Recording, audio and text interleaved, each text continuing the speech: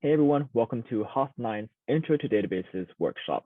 My name is Nathan Zhang, and I'll be leading you and giving you a guide on how to incorporate a database into your React project. So first of all, here are the link to the slides as well as the README at the bottom. So I'll just give a quick overview into what I'm going to be covering in this workshop session.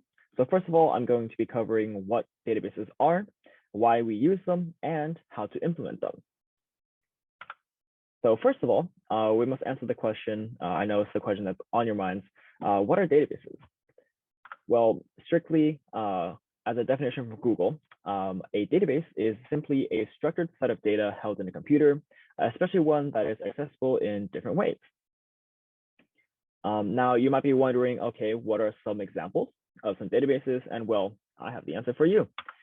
Examples of databases include Microsoft SQL Server, MySQL, Microsoft Azure SQL Database, MongoDB, and as well as Firebase. These are all servers that you may or may not have used or heard of before, but as you'll notice, some of them have SQL or SQL in the name and some of them do not. That's simply denoting whether or not the databases uses SQL as their main method of basically interacting with the database. For our purposes, in this workshop, we'll be using Firebase, which does not use SQL. And so next, it brings me to the motivation of this entire topic. Not only because we all need it sometimes, but also why do we even need databases? To answer that question, we'll use databases when we need to store large amounts of data. For example, if we have a list of users that we need to store, or when we have different sets of data that needs to be linked together. As another example, if I have a whole bunch of users and each user has a specific username, email, and password, well, I need a way to basically tie those three things to a specific user. And a database is one of the most efficient ways for me to solve this problem. Now, a good database will have three main characteristics, and they are access, integrity, and security. For access, it just ensures that the database will be available to users to use. Integrity basically means that the data that's in the database will be correct, aka when I try and add a value to the database, it's not going to somehow manipulate it. And when I try to receive a value from the database, it's not going to somehow change it then either. And the last one is going to be security, which means that this database is only accessible to authorized users. So those are some characteristics of a good database. Now, with all those in mind, we're going to go ahead and use a database called Firebase. Now, Firebase is a suite of apps that's been created by Google to help you quickly develop your own applications as you need. One of the apps that we're going to use is called Firebase Firestore. Now, Firestore is simply a database that is used to store items on the cloud. It is flexible, scalable, and it doesn't use SQL. And you'll see that later in the demo. And it can also be easily adapted to the web, the mobile, and also server applications. For Firebase Firestore, the data that you're passing in is stored in something called collections. And within each collection, the values are called documents. And once again, you'll see this when we go through a run through on how to use Firebase as a tool. So now we're going to go ahead and dive into a quick little walkthrough. First, I'm going to set up a React framework, and then I'm going to create a Firebase Firestore account, and then link that to our React app. So before we get started, a few installations that are needed for this is a text editor. Once again, I recommend Microsoft VS Code, and a package handler. I use Yarn personally, but you can also use NPM, and a database. Well, in this case, we're using Firebase. And don't worry, we'll get to the Firebase installation. But if you don't have a text editor or a package handler, I would just recommend looking it up on Google and following the links to download it to your computer. Now, the precondition to using a database is that we have a React app. For many of you, you might not have a React app like at your fingertips. If you don't have one yet, I advise you to go to the HOTH React workshop to create your own React app. However, if you just want a quick start and you just want to learn how to use a database, you can go to, you can run the command yarn create React app my app in a new folder in your command prompt to create a new React app. Then we can go ahead and get started from there. So for this workshop, we'll be focusing on using Firestore within our React app. And I've already created a React app. So that means that I'll be using I'll be integrating mine as well as, telling you exactly where we're going to be adding the code. We'll do the following. We'll set up Firestore with our app. We're going to create new data values. We're going to extract our data values, and then we're going to display our data values. But first, let's go ahead and get started by creating a new Firebase account and also linking and creating a Firestore to your app. So first of all, you're going to navigate to firebase.google.com, and you're going to click Get Started. You're going to log into a Google account, and then you're going to click Create a Project. These next few slides have screenshots on them in case you do get lost. Next, we're going to create a new project. Once we click that button, we're going to name our project. In this case, the name of my project is called Walkthrough. And then I'm going to click Continue. And then step 2 will be selecting a Google Analytics option where I have it enabled. It is completely up to you whether or not you want to enable it. And then I'm going to and then I'm going to select and confirm my Google Analytics and then give it some time. It'll have a little loading screen. And then when you're done, woohoo, your project is now ready. So go ahead and click that continue sign. Now you should be met with an interface that looks like this with the name of your app and as well as 3 main icons, iOS, Android, and web. And so we're going to be adding a web app to our project here. So we're going to click the web app icon that is denoted by this arrow here. Once you've clicked that, you're going to need to register your app. For me, I just named it the same as Walkthrough, and then I'm going to register my app. Once I click register my app, I'll be prompted with a whole bunch of code. You can just click continue to console. Now, for those of you that do not have Firebase installed yet, you need to install Firebase. And so now you're going to navigate to your project folder that you've created. Okay, you're going to open it in a terminal window. This is all in VS Code, and then you're going to run yarn add Firebase. And so this should download and install Firebase so that you can use all of the methods and all the capabilities that Firebase has. Now, once you've installed Firebase, go back to your web browser, and you're going to select Cloud Firestore. So once again, this is the database that we're going to be using. Once you've selected Cloud Firestore, we're going to go to creating a database. And we're going to start it in test mode. And we're also going to select the location. The location doesn't really matter. I've just selected US West 2. But keep in mind that you cannot change this location after you've selected it. So once you click enable, you'll be brought to your overall project screen. And you're going to need to copy the initialization and configuration code that is unique to your Firestore. So in order to navigate to that, you're going to click on the left menu bar. You're going to click the settings wheel, and you're going to click project settings.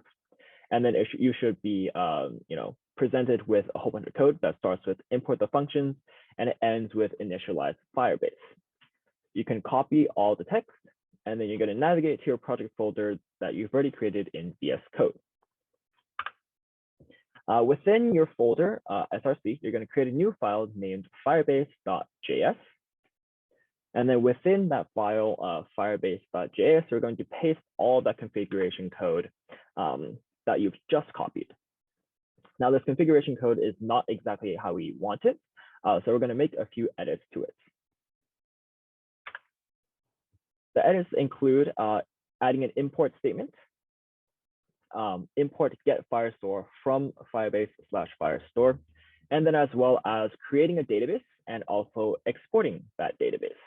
So I'm going to write const db equals Firestore, and then I'm going to pass in app, and then I'm going to export that db. Now, one last change is wherever I need to use my database in any file, for me, it is going to be app.js. I'm going to import DB from the relative path Firebase. And now that concludes our setup. So we are now freely able to go ahead and use Firebase with our app that we have. So now I'm going to dive into a demo. We're first going to talk about adding a value to the database, and then we're going to talk about reading and displaying a value from that database.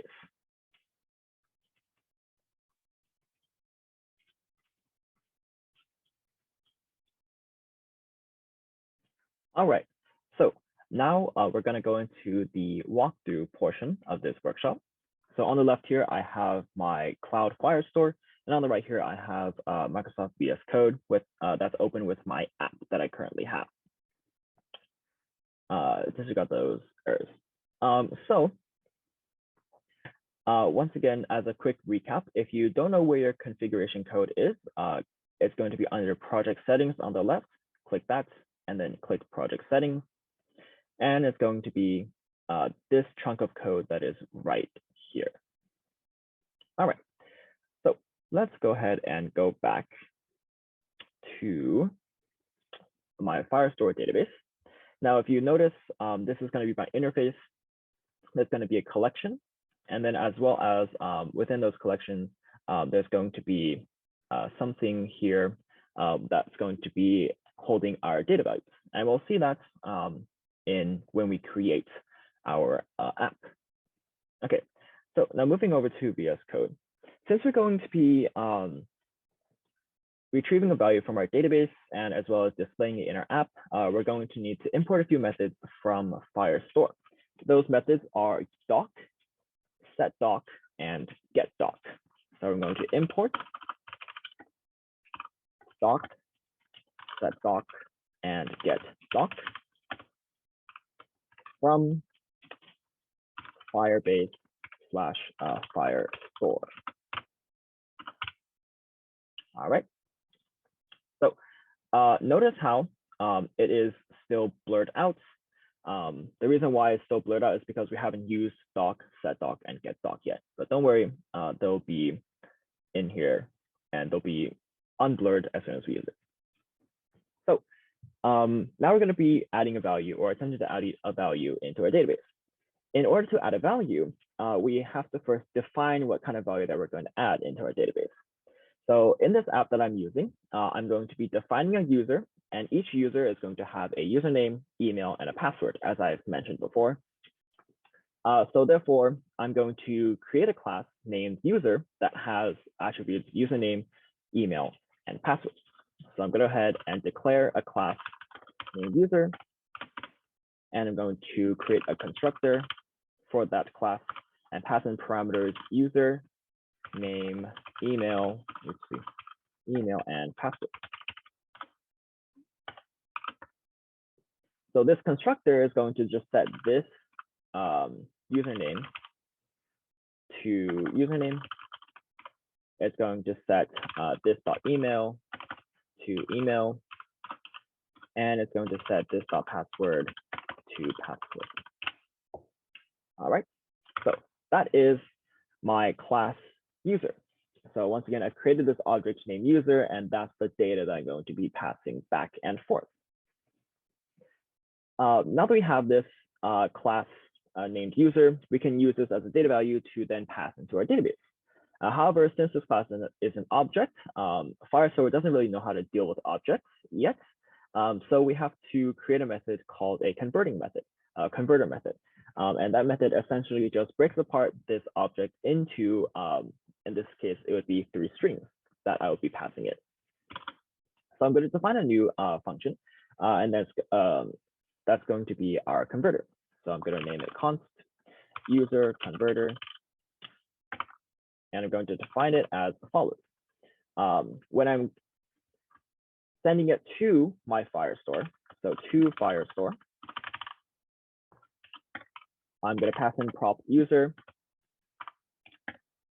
and I'm going to return the username. which is going to be my user's username. I'm going to return an email, which is the user's email. And I'm going to return a password, which is a user's password. Don't forget semicolons. Now, when I'm retrieving from the Firestore, sorry, that is supposed to be a comma. Now, when I'm retrieving from the Firestore, I'm going to say from Firestore,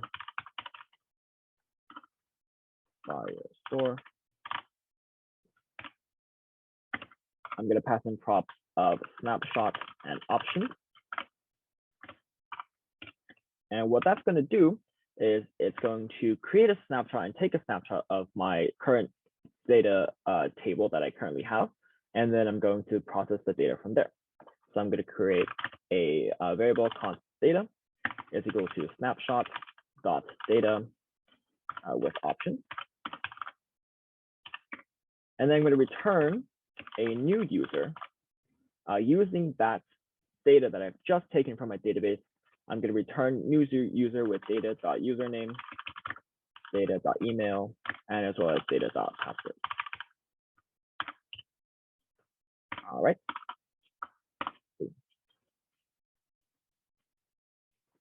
And let's end this with a semicolon. Cool. Cool. So now I have my method named user converter, which once again just takes my data from my database and it converts it into 3 strings in which I can use in my app.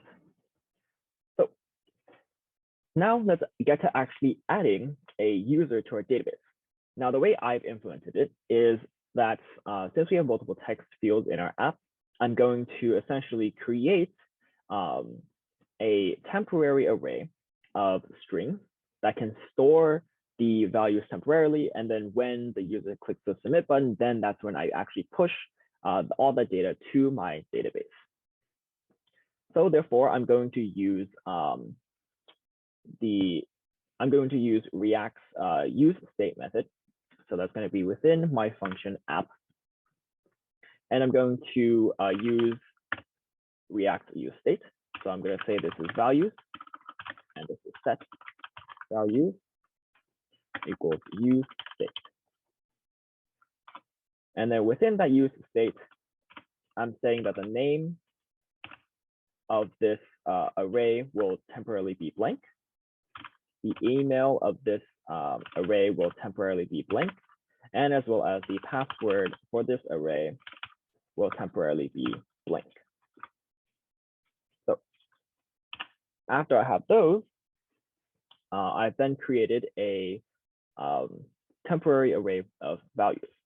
And in this case, they're all initialized to be blank, which is fine. Okay, so now that we have this, the next question is, how do we actually change this? So when we are inputting text into a text field, how are we actually updating this array called values? Well, I need to then create a new method called handle change. And that's, I'm just going to create outside of function here. And I'm going to create const handle change. I'm going to pass in prop.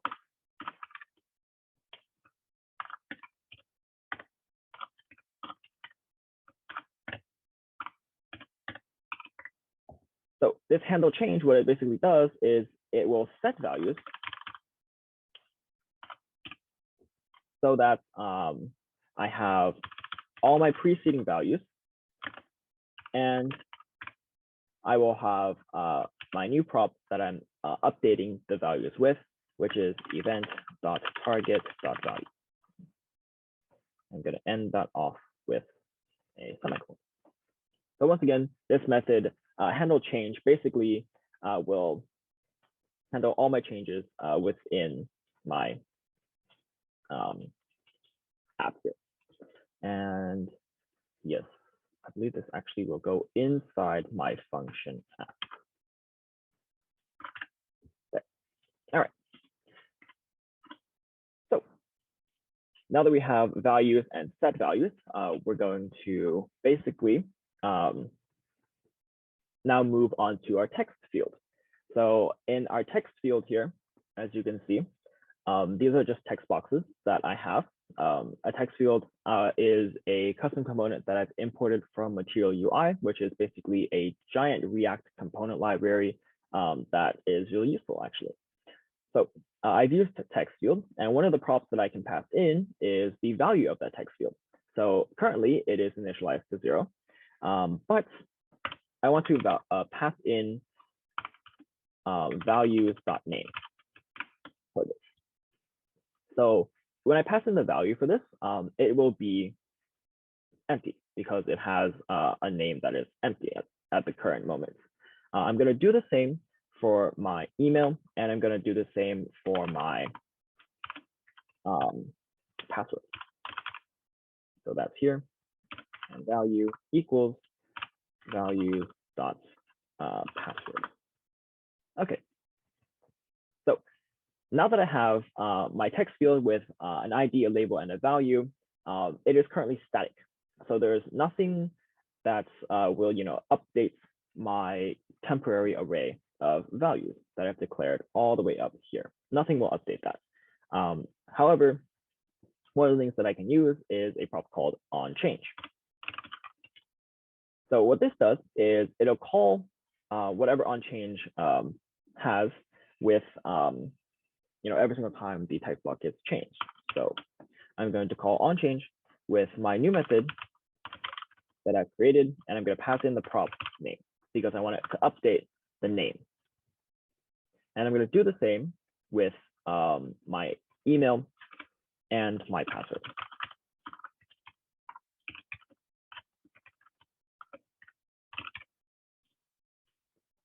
And last but not least,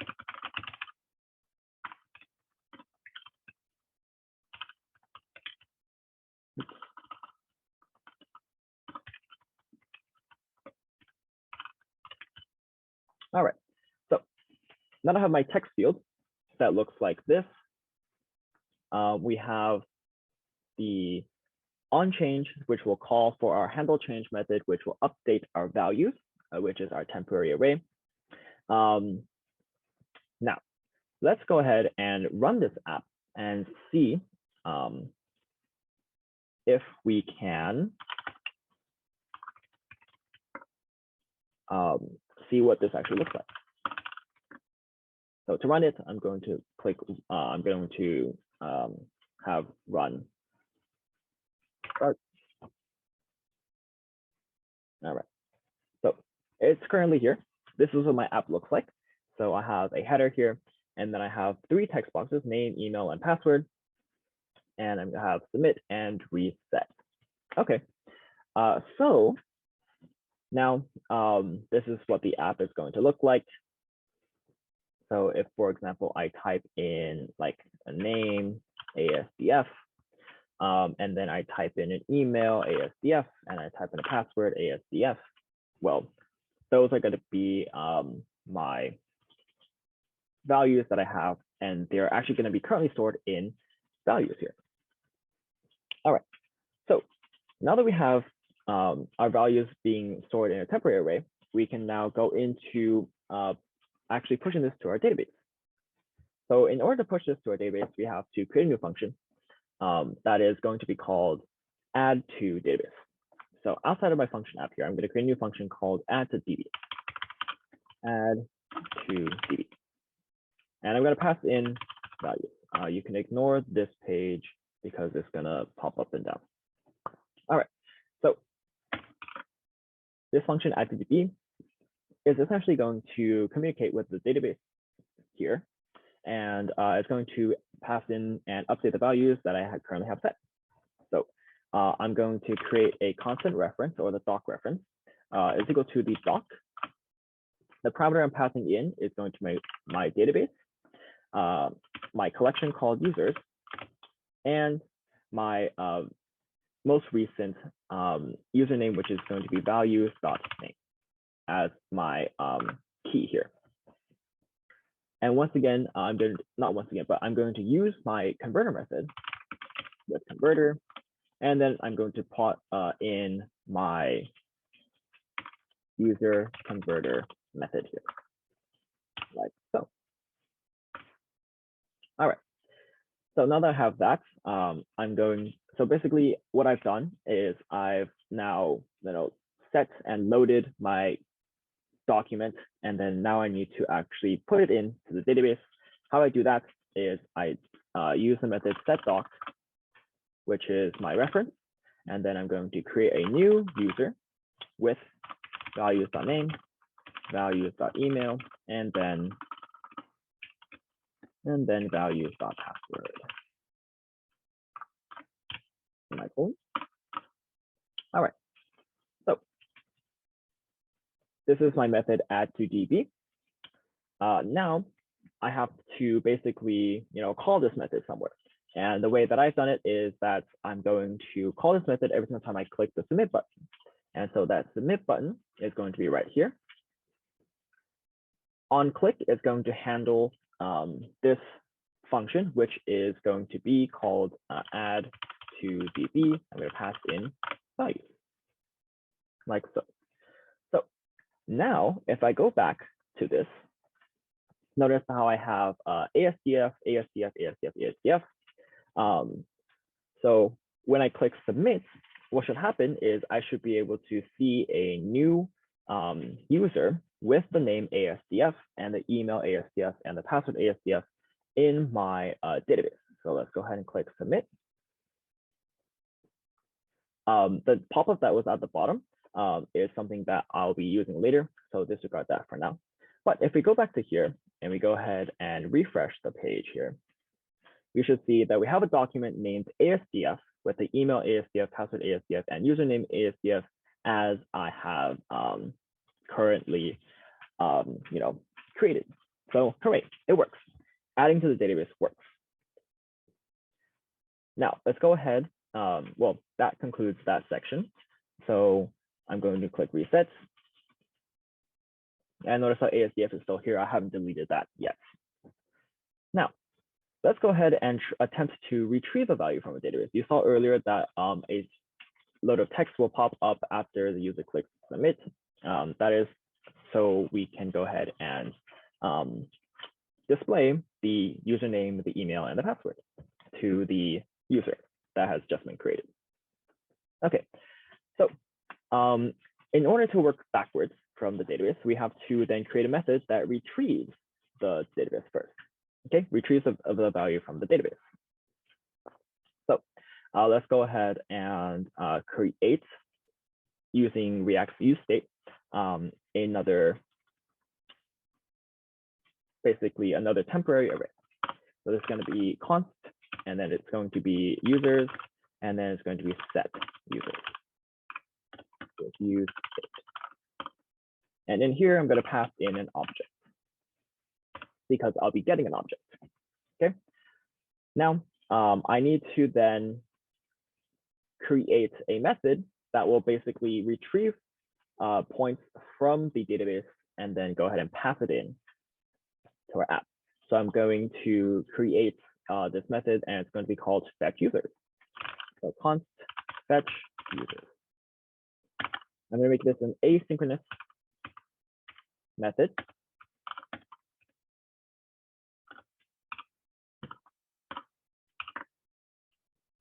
And I'm going to go ahead and use my converter to retrieve values from my database. So I'm going to say const doc ref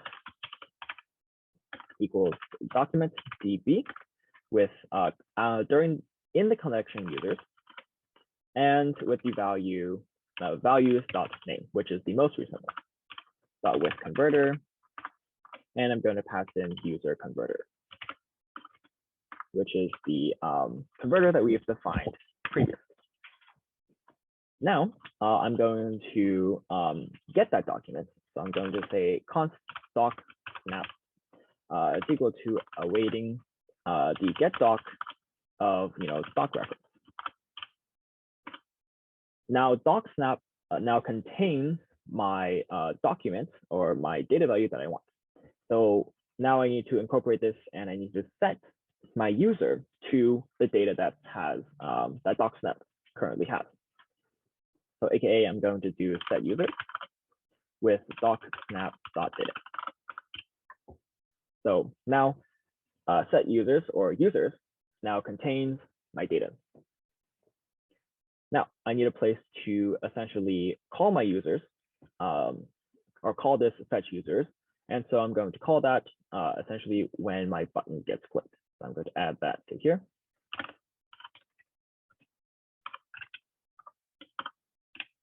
Yep. All right. So once again, that was added to the button. Now, when I click the button, it'll now fetch the most recent user. So I now have users, which is my temporary array that has the most recent data value that I have. And so I'm going to go ahead and try and display that. So at the bottom here, if you notice, I have some space, which is hello, name, your associated email is blank, and your password is blank. So I'm going to go ahead and just type in user.name. And then I'm going to type in users.email. And I'm going to type in users.password. All right. So now, if we go back to our app and we go ahead and start this development again so that we have live updates. All right. So now let's go ahead and create this new user. I'm going to name it Nathan. And then I'm going to have an email, Nathan at gmail.com. And I'm going to create a password 1234567890. All right, very secure password, I know. So now we're going to go ahead and click submit. Now, when we click submit, what it's going to do is going to push that value to the database, and then immediately it's going to retrieve that value from the database and display it right back to me. So if I click submit, some text should show up. I see that this is not working. Users dot, there it is. Users dot username, not name. There it is. All right, a little bit of bug fixing. So we have hello Nathan, your associated email is that, and your password is that. And of course, happy hacking. And so we can do one last check and basically say, we go here. We have a new data value named Nathan, and the email is what I've inputted, the password is what I've inputted, and the username is what I've inputted. So therefore, we now have this working React app that in which we've created data value, we've stored it in the database, we've retrieved that data value, and then we've also displayed that data value in our app. So with that being said, here are a final few Firebase APIs that you can feel free to use that are linked in the slides. And I hope this workshop was really beneficial and helpful to you in incorporating your own database into your app. And as always, happy hacking and have fun.